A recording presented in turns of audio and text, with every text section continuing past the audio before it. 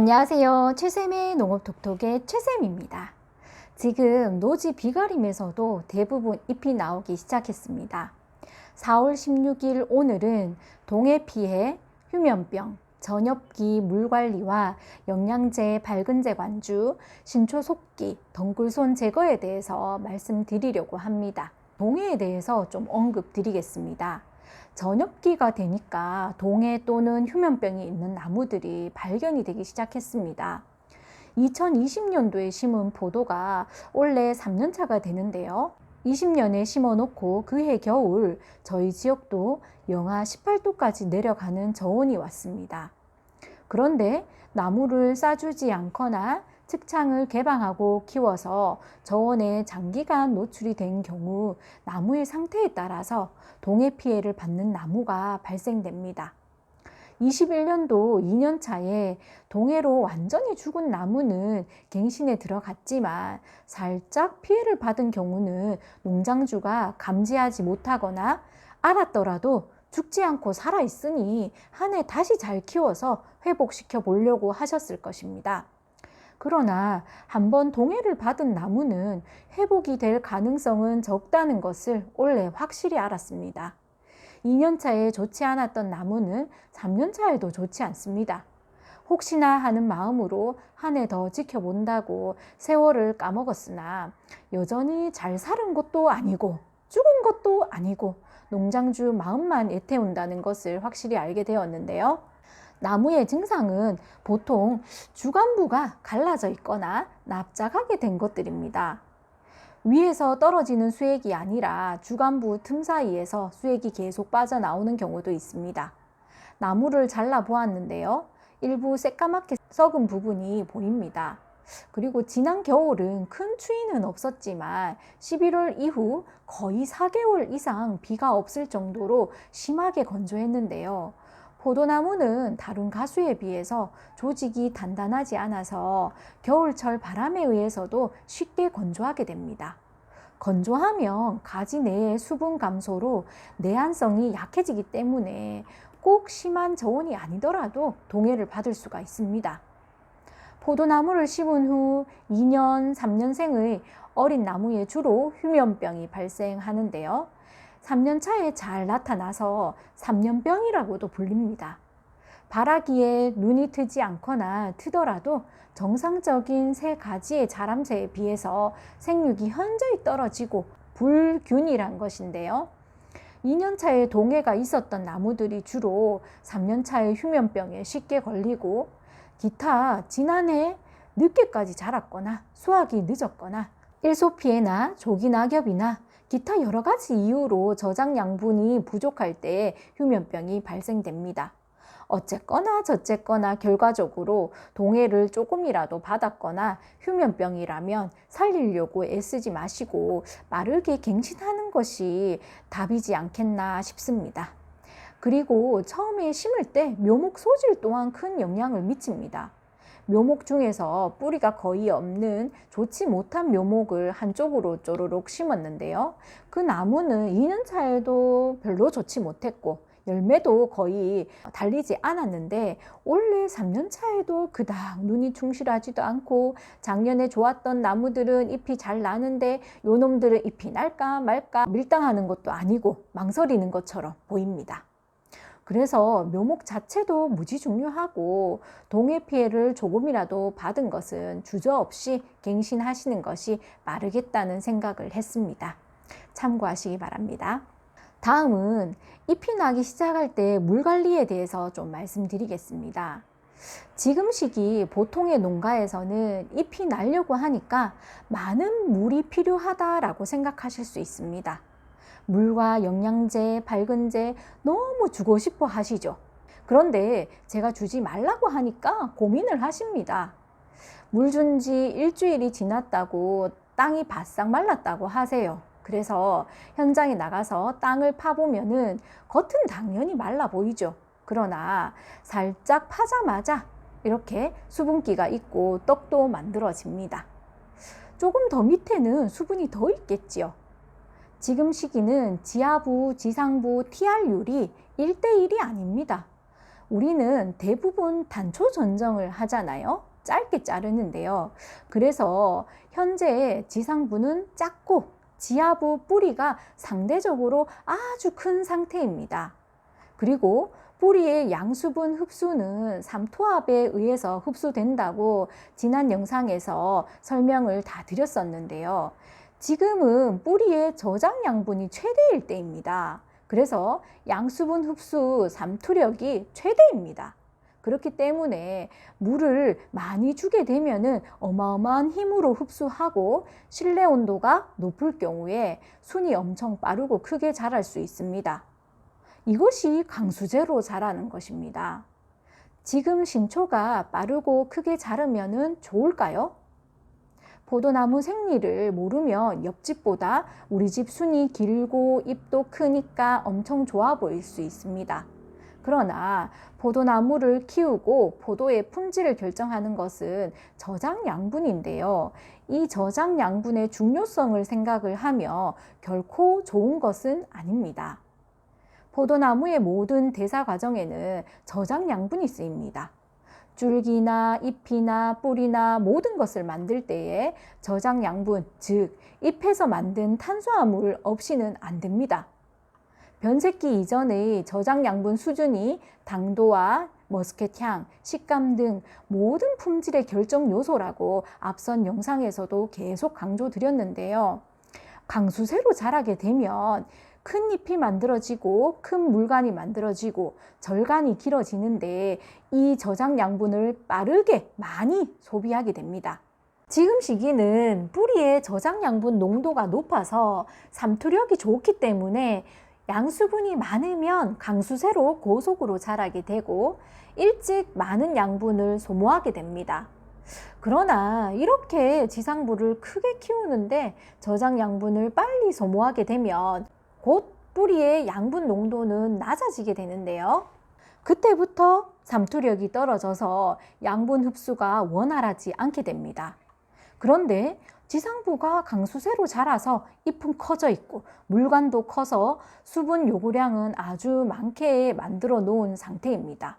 몸집이 커져 있어서 많이 달라고 하는데 그렇게 몸집을 키우는데 힘을 다 써가지고 그런 상황이 되면 뿌리가 수분을 공급하는데 힘이 딸리는 것입니다. 이런 경우 내가 물을 안 줘서 잎의 수분 공급량이 딸리는 것이 아니죠. 뿌리의 저장 양분이 적어서 토양과 농도차가 줄어드니까 삼투력이 약해지는 것입니다.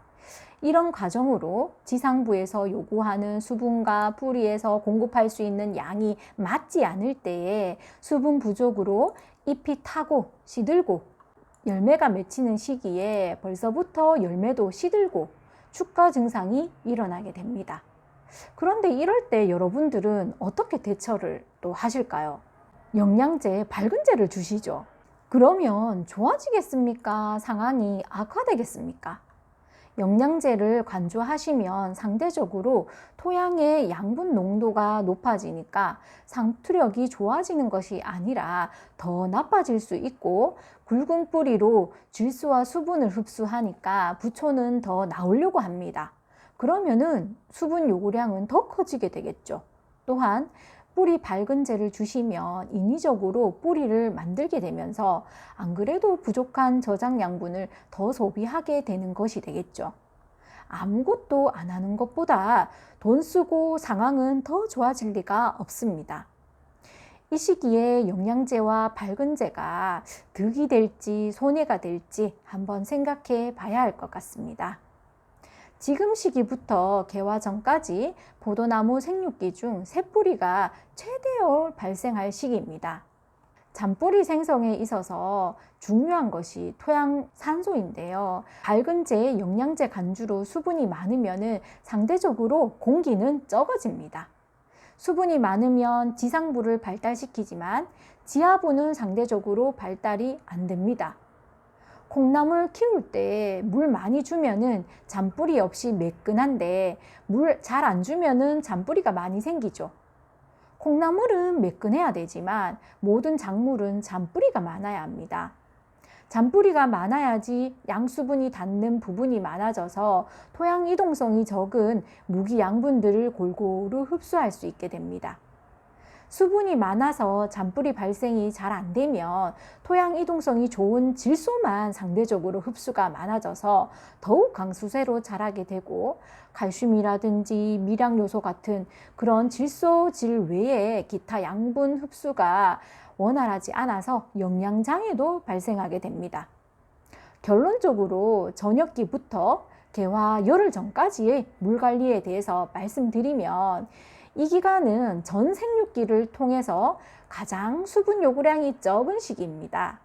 이때 수분이 많으면 신초가 왕성하게 자라서 절간이 길어지고 잎도 커지고 물관도 커지고 상대적으로 잔뿌리 생성은 저조하고 가장 중요한 저장 양분 소비가 많아져서 6월 이후 생리장애가 시작되고, 변색기 이전에 저장 양분 수준이 낮아져서 당도나 향, 알이 차지 않아서 껍질이 도는 저품질 포도를 만들게 됩니다.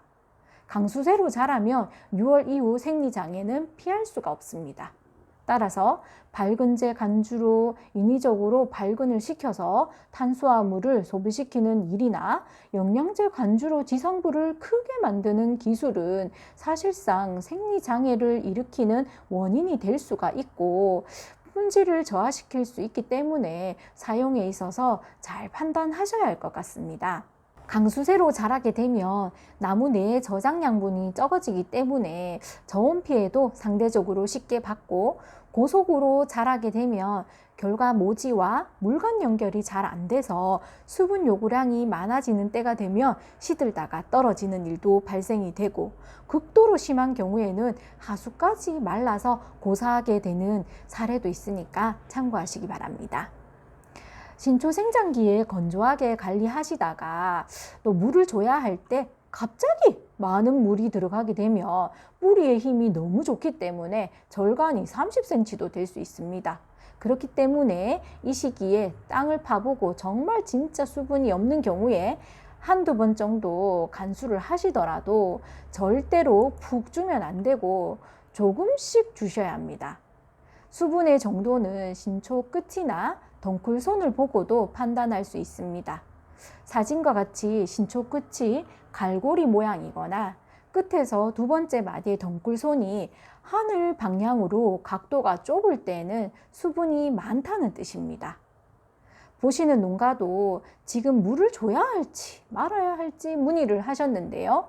신초나 덩굴손을 보더라도 물이 많은 상태이고 잎 끝을 자세히 보시면 물방울이 맺혀져 있습니다. 이것은 일액 현상이라고 하는데요.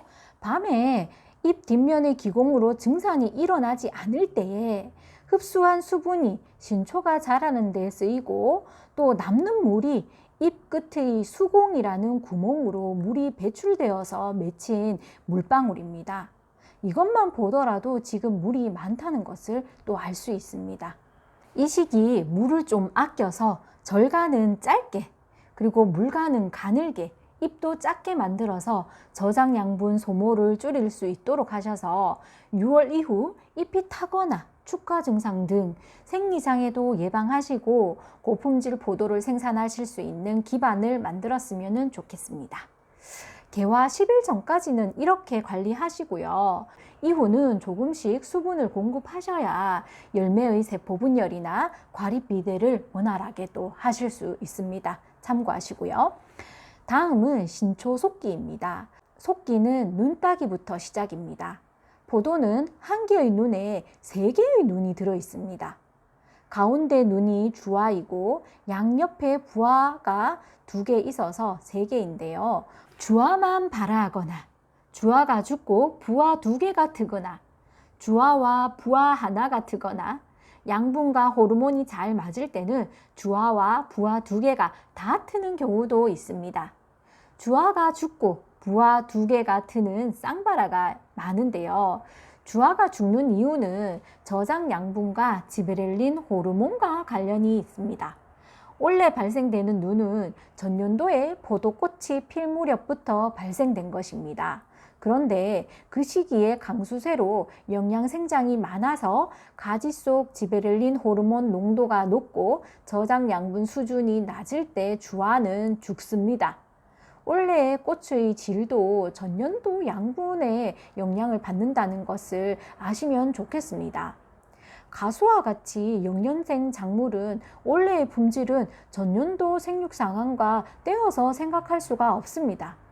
연속적으로 영향을 미치기 때문에 내년에 또 좋은 열매를 수확하고 싶다면 올해 무리하지 않아야겠습니다. 유럽종 포도일수록 강수세로 자랄 경우에 시행률과 지베렐린 호르몬 농도에 의해서 꽃눈 발달이 잘 안 돼서 다음 해 발화가 잘 안 되거나 빈 열매 가지가 많이 발생되기 때문에 몇 해를 키워도 열매를 얻기 어려운 품종도 있습니다. 그것도 참고하시고요. 눈딱이나 신초 속기, 가지 속기, 덩굴손 제거를 하는 이유는 양분 소모를 막기 위함입니다.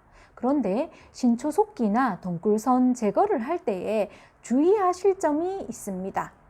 신초나 덩굴선이나 마른 단계에서 제거하는 것이 양분 소모를 막기 위해서는 아주 최선입니다만, 만약에 토양에 양수분이 많이 공급이 된 상태라면 그것을 제거함으로써 남아있는 것이 더 강수세가 될 수 있기 때문에 제거를 하시는 만큼 양수분을 제한하셔야 한다는 것입니다.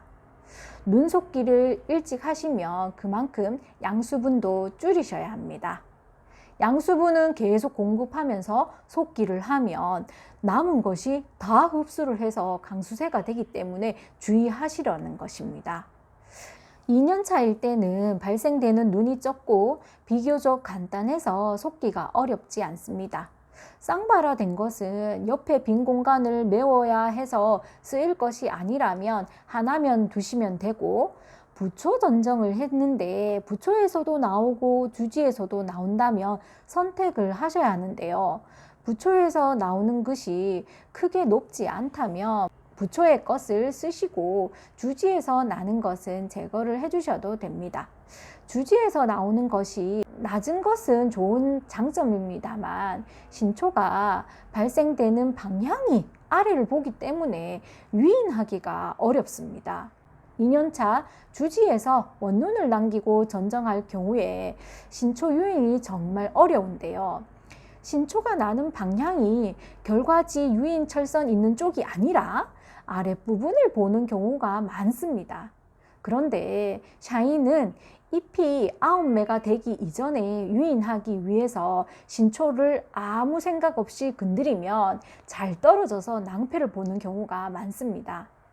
샤인 농부님이라면 유인하다가 신초를 떨어뜨린 경험은 다 있으실 줄 압니다.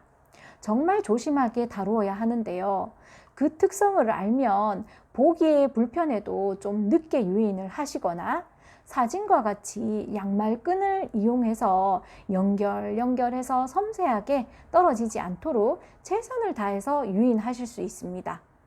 이게 싫어서 처음부터 부초 전정을 목표로 키우시는 분들도 있긴 합니다. 아무튼 신초의 방향이 아래쪽인 것을 사용할 수밖에 없을 때는 유인하실 때 꼭 떨어지지 않도록 안 떨어질 때까지 보기 싫어도 두거나 아니면은 나름의 방법을 강구해서 잘 유인하셔야 합니다. 참고하시고요. 3년 차부터는 2년 차와는 다르게 눈이 많이 나옵니다. 기저하에서도 나오고 묵은 가지에서 자마도 나오고 해서 여러 개가 트게 되는데요.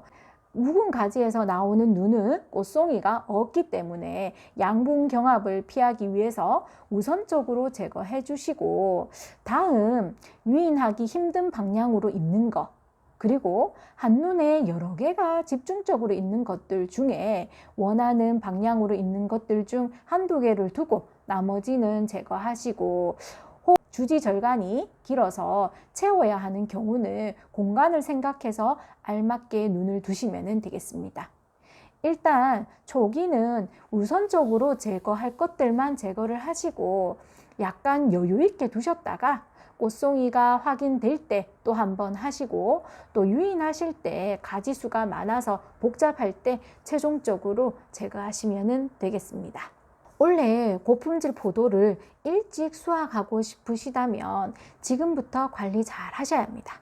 저장 양분이 많으면 수확도 빨라집니다.